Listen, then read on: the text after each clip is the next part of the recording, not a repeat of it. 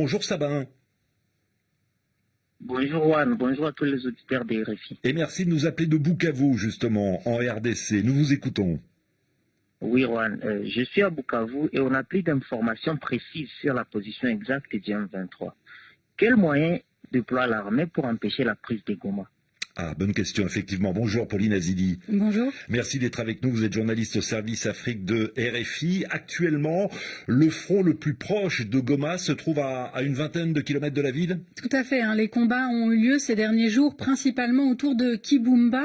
C'est une ville stratégique. On dit souvent que c'est le dernier verrou sécuritaire avant la capitale du Nord Kivu. En mai, déjà, des combats avaient eu lieu dans cette localité sans que les rebelles ne parviennent à dépasser Kibumba. Dans cette zone, ce sont les FARDC qui sont déployés et jeudi dernier, ils ont eu des renforts aériens puisque des avions de chasse de type Sukhoi ont plusieurs fois bombardé les positions du M23 vers Kibumba. Par ailleurs, des témoins, notamment des journalistes, disent avoir aperçu ces derniers jours quelques soldats kenyans.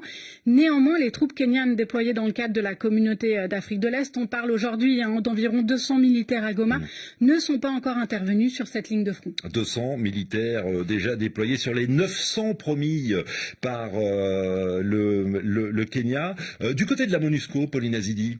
Peu d'informations du côté de la MONUSCO. La mission de l'ONU a communiqué la semaine dernière pour dire qu'elle faisait des patrouilles au sud de cette ligne de front. Donc on est plus vers Goma, sur l'axe principal qui mène vers Kibumba, pour éviter tout acte criminel contre les populations déplacées. Elle a posté sur les réseaux sociaux, notamment hier et ce matin, plusieurs images de ses troupes vers Kibati. En ce qui concerne les combats, elle n'a pas confirmé ou infirmé sa participation. Sabin, vous avez une autre question?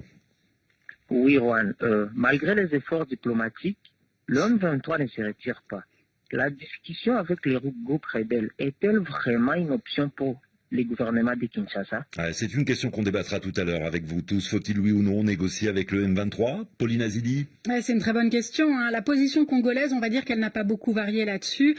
Depuis le début de la crise, Kinshasa ne veut pas négocier avec le M23 qu'elle accuse d'être soutenu par le Rwanda voisin. Mais si en octobre, le porte-parole du gouvernement, Patrick Muyaya, s'était montré intraitable, il est hors de question de négocier avec un mouvement terroriste. Il a posé courant novembre des conditions pour envisager des négociations et avant tout que le M23 quitte toutes les positions occupées. On nous force la main pour négocier avec des groupes terroristes, avait alors reconnu Patrick Muyaya. Ouais, ce qui est sûr, Sabin le rappelait à l'instant, c'est que les efforts diplomatiques se poursuivent. Ça c'est sûr, et la diplomatie s'active et cette semaine elle s'annonce chargée. Hier lundi, vous l'avez dit, le président kenyan William Ruto était à Kinshasa pour rencontrer Félix Tshisekedi. Ils ont bien évidemment parlé de cette crise dans l'Est. Un sommet devait se tenir aussi hier à Luanda, à l'initiative du président angolais, qui avait convié ses homologues du Rwanda, de RDC et du Burundi. Ce sommet devrait, et là on va vraiment rester au conditionnel, finalement avoir lieu jeudi. Et enfin, on attend surtout la reprise des discussions de Nairobi, qui ont été plusieurs fois reportées ces derniers temps. Nouvelle échéance promise le 27 novembre, mais on ne sait pas encore qui devrait y participer.